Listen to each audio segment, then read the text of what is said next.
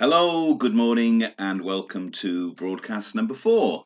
It is Friday morning, the 27th of July, precisely 1 month and 1 day after Interbet, the new sponsors of Newport County, were heralded with such fanfare in the Argus. And indeed, today is the big day, because today is the day that they sponsor the race meeting at Chepstow, the Caribbean Night. I tried about 5 minutes ago to go on the Interbet website. This is a website, for those of you who don't know, a betting site where people place bets on the internet hoping to get better odds than they would at conventional bookmakers. And guess what? The site is still not up. Not running. Nothing there, de nada. If you're not worried about that, then I feel that you should be. So today's broadcast is going to be about really the situation appertaining to the club at the moment. We are 1 week and 1 day away from the start of the new football season. And Owl's about in his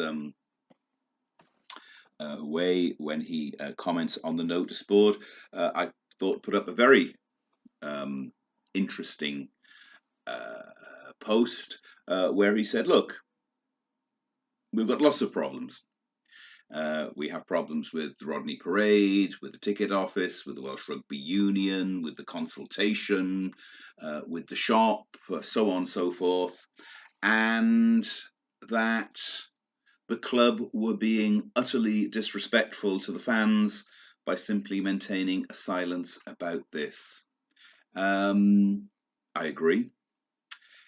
So does Rob Sant, who, and I think deserves a great commendation for this, because he makes, in my view, he does something which I find very impressive. He said, look, this is my telephone number. So if you want to ring me up and talk about this, please do so. I will be available in the marquee at tomorrow's game against Stoke City under-21s. You can talk to me there. And a statement is being released today. How different that approach from Mr. Foxall, Mr. Collier, et al., who go away, consider their position, and that's the last we hear for them from 9 months. So great credit to Rob for doing that. Doesn't mean necessarily to say that I will agree or disagree with whatever Rob says. I don't know what he's going to say because I haven't heard it yet. I don't know what the statement from the club will say. I haven't heard it yet. But I do think that Rob Sant deserves a great deal of credit. And he deserves the credit for this, because think about what he's saying. I'm a director of Newport County. I've been elected to be a director of Newport County. I have to make decisions on the part of Newport County. I am not infallible. I can make mistakes. I want to talk to people. I want to hear what people have to say. I will still make decisions. I will be responsible for those decisions. You may or may not agree with those decisions. That is an open regime. I'm sorry, but the way the club have been carrying on this summer has been lamentable. It is often said that they don't communicate, but one of the things that Owls about says, which and Rob says he agrees. Now, I don't know he necessarily agreed with this, but something I strongly agree with what Owls about said is, we all know that directors of Newport County use the message board incognito, that means in secret, to put their arguments across. Now, it is often said, I do not know whether it's true or not, I have my suspicions, that Alan Bryant is one such shy director. I sincerely hope he isn't, because, and I'm sorry to say this, but the arguments being put forward with respect to the shop, and this is the the point that I'm going to deal with in some depth this morning. The argument that he puts forward is so nonsensical that I cringed with embarrassment reading it. The commercial department is being run by a woman called Rebecca Hemmings. I don't know Rebecca Hemmings. I wouldn't know her if I walked past her in the street. I'm not going to make any personal criticisms of her or how she got the job. I don't know what she's being paid. She is an employee of Newport County, and for that reason, I wish her all the best. I do have concerns because, having been employed, we only learned via the message board that she'd then taken a long period off sick. I don't doubt that she was sick, but I think that that was problematic. A person starting a job being long-term sick almost as soon as starting at a period of the season where the commercial department, in the close season, that is when they come into, therefore it seems to me to be incredibly important. I also have a problem that the one thing that she does seem to have done, the one time that she has got her name into the Argus, is when she's saying, look, we're now dealing with people like Interbet. This shows the type of investment we're bringing in to Newport County. So I do have a concern about that. But more importantly, looking at the Alan Bryant argument, it's this. Well, yes, it may be that she doesn't have any particular experience in the commercial world of certainly with regard football and football sponsorship, but we're paying her a lot less, and every penny that's being paid to her is money that could be spent on the team. What an utterly ridiculous thing to say. The fact is that any commercial manager is there to make money for the club. In other words, and if I go back to my profession, now I worked in immigration, social security and criminal defence, but there were people who worked as tax experts in chancery law, and they were the ones who actually made the salaries that everybody seems to think I was earning. But they would go into a company and they would, the big multinationals, because they understood tax law, because they understood all the loopholes, everything that could be claimed, what you could do and make it tax deductible. So they could go into large companies and save a company or earn for a company, same thing really, millions of pounds, and then take a big wedge for themselves. And that surely is what a commercial manager does. They run the club in such a way that they bring in massive amounts of finance, and the better they are at their job, the more they should be paid. This argument is that Mr. Bryant seems to be putting forward. Well, what we should do is pay the person peanuts because they don't do anything. Well, what is the point of employing somebody unless they're making money for the club? None whatsoever. As I say, a completely fallacious argument. Very, very worrying that it is being put. And at the moment seems to be the clueless way, the utterly clueless way that Newport County is being managed. Now, it comes to something when even my old nemesis George Street Bridge is beginning to say, well, I'm not getting the information that I need and something should be done. All right, it may be in George's case now that it directly affects him, suddenly it matters. But even the arch club loyalists, and I have perfect respect for people who, and I can certainly see the argument that George makes about, I support the club and I will always give the benefit of the doubt to the club. I disagree with it fundamentally, but it is a respectable, arguable position to take. But it now comes to the stage where even posters who are not connected with the running of the club, but who have been incredibly loyal to me, loyal to a fault. But that's simply an opinion. But even they are now saying we cannot have a club where nothing is ever communicated to the supporters. Now, earlier this week, on Tuesday, it was finally confirmed that the Stoke City game was being played at Rodney Parade with a great fanfare, as if this is wonderful, great news.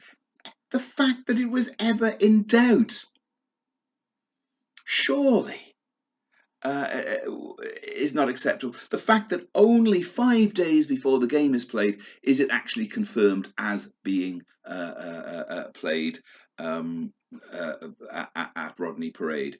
And this, to me, again, we've now reached the stage where the most appalling lack of information being given to the supporters that comes late, uh, very late in the day, is heralded as a success. It is nothing of the sort. The club at the moment looks a complete and utter shambles from top to bottom. Owls About says, well, a simple statement will end the worries. Well, I don't think it will, and I think the reason that it won't end the worries is because I think the reason that there has been a lack of communication is because the truth actually is quite appalling. I fail to understand how, with the Connor Washington money, the other monies received from transfers, the money that we made from the FA Cup last season, all of this money, and yet we seem to be in a position whereby all we hear is how we're having to work on such a modest budget. Again, I have no doubt that one way or another we will begin the season at Rodney Parade. I suspect the reality is that the Welsh Rugby Union have us over a barrel and they know it. And I go once again to Mr. Bryant with his, the comment that he posts up this morning, which I'm sure those of us who actually read what is said will have found almost comical. It would have been comical, except it's really very sad. How are we meant to deal and talk about developing a stadium when we've still got 4 years on the lease to run? Mr. Bryant, whoever you are, just think about this. What are we going to do in 4 years' time? Even if we can renegotiate, even if the Welsh Rugby Union don't screw every penny out of us, what are we going to do in 4 years' time? The Welsh Rugby Union say, well, thanks for being tenants with us for the last 10 years. All the best for your future. Goodbye.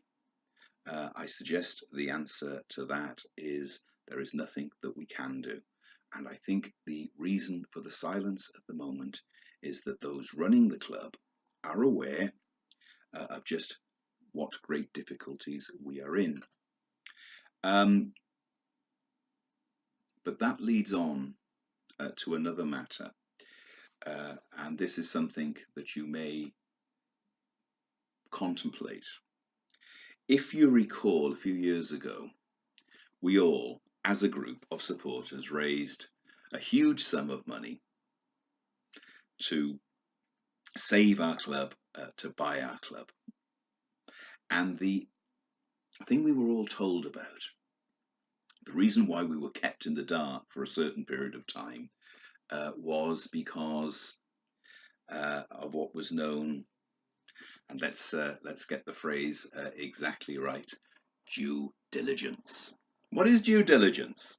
Well, when people buy a company, the likes of you and me, we need to know everything about that company. It needs to be examined financially, so as we don't buy a pig in a poke. And that is showing due diligence. Now, the present board, or the board that took over, during the course of that due diligence, should have discovered whether the contract, the agreement, the license that we had to play at Rodney Parade was a good deal, or whether it was a bad deal, or whether it was a thoroughly terrible deal.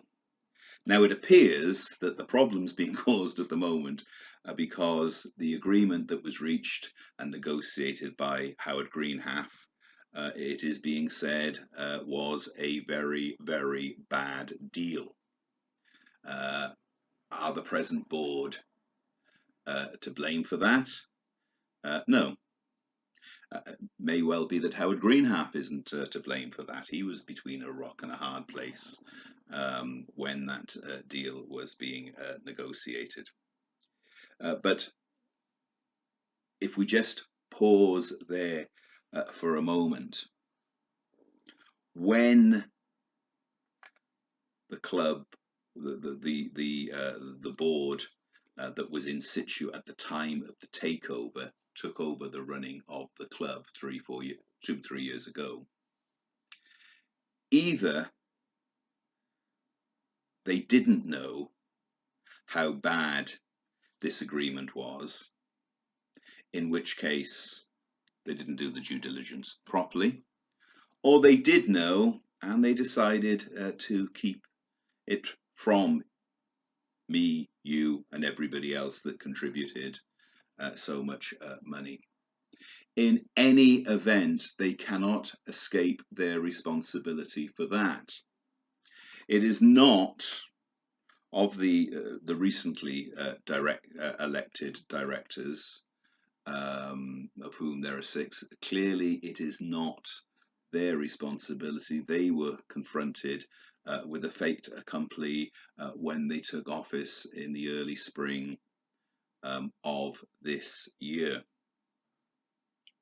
Nonetheless, I think the time has come where I do have to say that this holding position of we're saying nothing because things are very delicate at the moment simply can't last for very much longer. I hope that the statement that is released by the club today is a full one, covering all of the matters that have been raised by any thinking supporter who is actually looking at the situation. If we are in real trouble, and my fear is that we probably are,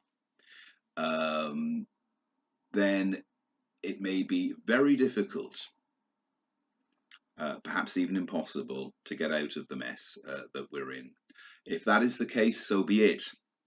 However, by ignoring it, by just ploughing on and hoping that the Euro Millions ticket comes in, that is not a proper or feasible or realistic business plan. It would be lovely if it happened, but frankly, if you really want to know the one frightening thing about the lottery, your chances of winning, well, if this is with just the national lottery, not the Euro Millions, but in the minute that the draw is taking place, your chances of winning are less, in fact, than your chances of dying in that minute. So there we are. Fairly depressing, with just over a week to go until the new season. And I think that if we look at the notice board at the moment, there's very little talk, is there? Where will we finish? What are your hopes for next season? Those types of topic getting 13, 14 responses and 1 or 2 pages the position with the club shop, well over 100 responses and 8 pages. So I think that most people, certainly those who the ultras, if you like, who are on the message board, who comment on the message board, who read the message board, they clearly are far more concerned about the next season and looking at it in terms of mere survival. And quite frankly, if I were to, if the position were to be that we did survive another year, and if we are fighting and fighting together this time next year, I would bite your arm off for that at this moment. So there we are. For those of you going tomorrow, all the very best of luck. I hope to make the Mansfield game. Can't say necessarily that I will, although I suspect I will certainly make the Cambridge League Cup tie. So all the very best. Have a good week, and I'll post up again shortly. Bye for now.